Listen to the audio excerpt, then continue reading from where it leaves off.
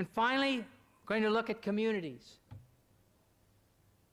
The Surah of the Cattle, Al-An'am 638, there is not an animal on the earth, nor a being that flies on two wings, but forms communities like you.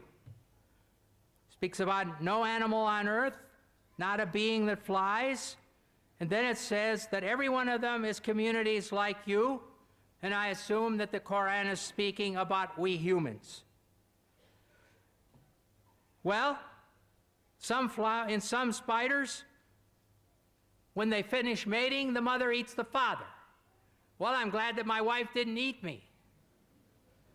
Even in bees, the extra male drones are thrown out to die. Well, I'm glad also that after we had 4 children, that my wife didn't push me out of the house, too. Finally, the lions. When a lion gets old, a male lion gets old, a young lion comes along and drives him away from his own wives. And the young lion takes over the wives. But what he does with the cubs of the old lion, he kills them all. So I do not think that this sentence is true. All of the communities and all of the animals do not live in communities like us. Dr. William Campbell raised the point about animal living in community.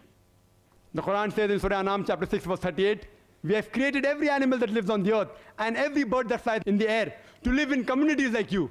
And Dr. William Campbell says that, the spider kills the mate and the father, etc. Do we kill? And the lion does that, an elephant does that. He's talking about the behavior. The Quran is not referring to behavior. If Dr. William Campbell cannot understand the Quran, that does not mean Quran is wrong. The Quran says they live in communities, talking about the animals and the birds live in groups, in societies, like the human beings. It's not talking about behavior.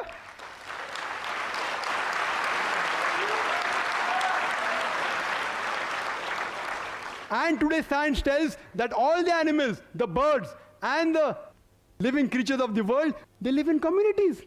Like the human beings, they live together.